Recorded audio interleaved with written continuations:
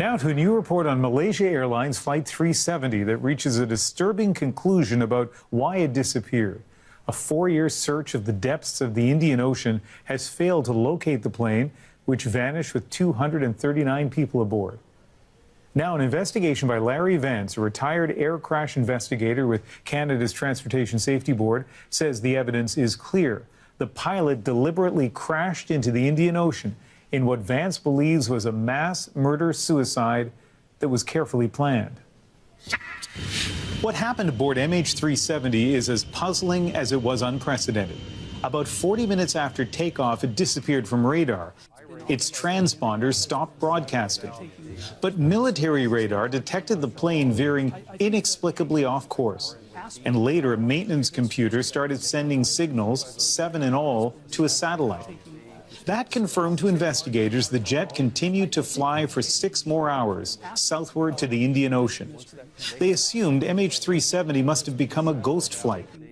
The pilot somehow incapacitated, the plane eventually running out of fuel, spiraling from cruising altitude to the ocean.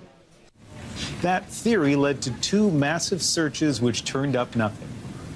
Now, a veteran Canadian air crash investigator says the officials made what he calls a glaring mistake, failing to properly study the only physical evidence of the crash. Larry Vance was one of the main investigators of the 1998 Swiss air crash south of Halifax. In a new book, Vance says he's certain one of MH370's pilots remained in control until he landed on the water. Vance has done a detailed analysis of the wreckage that washed ashore, including this key piece, a flap. He says it has signs, so-called witness marks, which show it was deployed by a pilot and then scraped against the water in a landing designed to keep the plane intact before it sank. Vance says if there had been an uncontrolled dive, the flap would have been extensively damaged and there would have been thousands of pieces of floating debris. And Larry Vance joins us from Ottawa. You don't have the data recorders here, Larry. You have very little from the plane itself. How can you be so sure of your conclusions? Ian, just by good circumstance, we have the exact pieces of wreckage that appeared on the coast of Africa to tell us exactly what happened at the end of the flight. We know from those pieces that the aircraft went into the ocean at a relatively low speed, normal ditching speed, and we know that it was under control by a pilot. And you also believe this shows the pilot had a goal here to do this undetected and for this plane never to be found. That's the exact intention of the pilot, in my opinion, and I don't think many people will argue with me after they see the evidence in the book. This airplane was landed on the surface of the ocean in such a way as to cause the least possible damage, to make it go to the bottom all in one piece and to stay there undetected forever. That was the intention of the pilot, and he almost succeeded.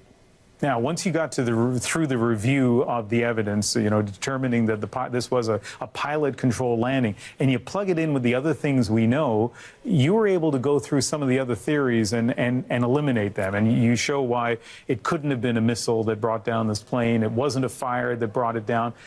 But we do end up with 2 possibilities. One is a physical hijacking, and by that I mean somebody on board, and the other theory is a suicide mission by the pilot.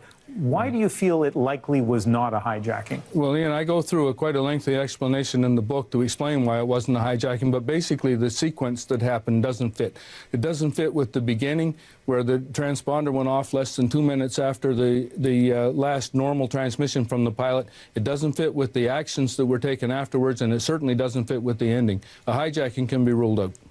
We just have 20 seconds left. One thing you do not address in this book is why. Why would this pilot go on a suicide mission? Ian, I would leave that to experts in that field to determine. My expertise is wreckage analysis and aircraft accident reconstruction. I'll leave it to others to figure out why he would do that. And there is a detailed analysis in this book for sure, which is available now. Larry Vance, thank you. Thank you very much, Ian.